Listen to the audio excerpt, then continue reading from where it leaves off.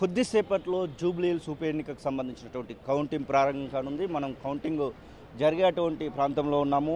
ఇప్పుడిప్పుడే కౌంటింగ్కు సంబంధించినటువంటి ఏజెంట్లు అందరూ కూడా వస్తూ ఉన్నారు. ప్రధానంగా 59 మంది అభ్యర్థులు బరిలో ఉండడంతో కొద్ది సమయం అయితే పడుతుందని చెప్పేసి అధికారులు అయితే చెప్తా ఉన్నారు. అయినప్పటికీ కూడా 42 టేబుల్లను ఏర్పాటు చేయడము, 10 రౌండ్లలో ఈ యొక్క కౌంటింగ్ ప్రక్రియను పూర్తి చేయనున్నట్టుగా అధికారులు అయితే చెప్తా ఉన్నారు. ఇప్పటికే అన్ని రకాలైనటువంటి ఏర్పాట్లు అయితే చేయడం జరిగింది. కొద్దిసేపట్లో 8 గంటలకి ఈ యొక్క కౌంటింగ్ ప్రక్రియను ప్రారంభిస్తామని చెప్పేసి అధికారులు అయితే చెప్పడం జరిగింది. కౌంటింగ్కు సంబంధించినటువంటి విషయంలో పోలీసులు భారీ పటిష్టమైనటువంటి భద్రతను అయితే ఏర్పాటు చేయడం జరిగింది. ఇక్కడ ఉన్నటువంటి పరిస్థితిని మనం చూడొచ్చు. పూర్తిగా ఇక్కడికి వస్తున్నటువంటి వారందరినీ కూడా చెక్ చేసి మరి పంపిస్తూ ఉన్నారు. ముఖ్యంగా పోలింగ్ పూర్తయింది. ఇక కౌంటింగ్కు సంబంధించినటువంటి విషయంలో ఏం జరుగుతుందా, ఎవరు గెలుస్తారనేటువంటి ఉత్కంఠకైతే కొద్దిసేపట్లో తెరపడినటువంటి పరిస్థితి. పూర్తిగా 10 రౌండ్లలో 42 టేబుళ్లలో జరిగేటువంటి యొక్క కౌంటింగ్ ప్రక్రియకు సంబంధించి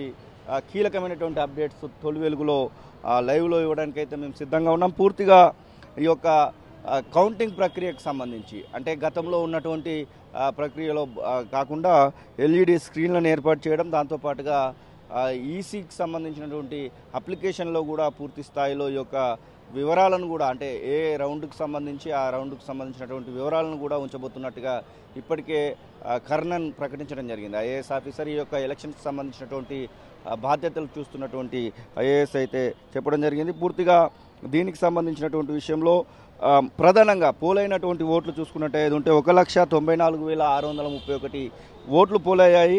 పురుషుల ఓట్లు దానిలో 99,771 ఓట్లు, మహిళలు 94,825 ఓట్లు, అలాగే అదర్స్ 5. మొత్తం మీద పోలింగ్ శాతం వచ్చేసి 48.49%. 42 టేబుళ్లలో 10 రౌండ్లుగా ఈ యొక్క పోలింగ్ని అయితే ఈ యొక్క కౌంటింగ్ని అయితే పూర్తి చేయనున్నారు.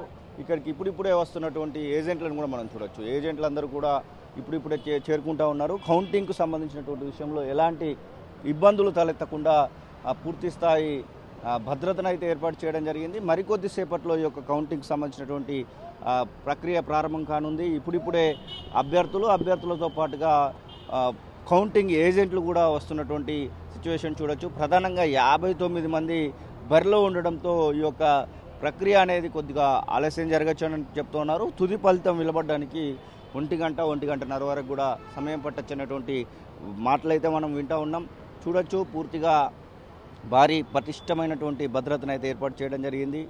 కౌంటింగ్ ఏజెంట్లు ఇప్పుడిప్పుడే లోపలికి వెళ్తున్నటువంటి కౌంటింగ్ హాల్లోకి వెళ్తున్నటువంటి దృశ్యాలను కూడా మనం చూడొచ్చు.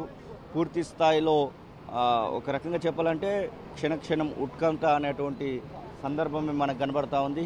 ఎవరు గెలుస్తారా మరి బీఆర్ఎస్ అలాగే కాంగ్రెస్ మధ్యలో మాటల యుద్ధం అయితే కొనసాగుతూ ఉంది. ఒకవైపు బైపోల్కు సంబంధించినటువంటి విషయంలో ఎగ్జిట్ పోల్స్ ఇప్పటికే వెలువడినటువంటి సందర్భాన్ని అయితే మనం చూస్తూ ఉన్నాం. అన్ని రకాలైనటువంటి ఎగ్జిట్ పోల్స్లో కూడా కాంగ్రెస్ గెలుస్తుందనేటువంటి సమాచారం రావడంతో కాంగ్రెస్ పార్టీకి సంబంధించినటువంటి శ్రేణులు అయితే పూర్తి స్థాయిలో ఒక రకంగా చెప్పాలంటే ముందస్తుగానే వారు విజయోత్సవాలు చేసుకున్నటువంటి సందర్భాన్ని కూడా మనం చూసాం.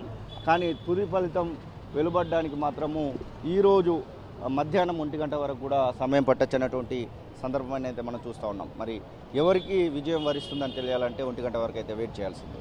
అసలైన తొలి వెలుగు. ఫాలో వాట్సాప్ @తొలి వెలుగు official.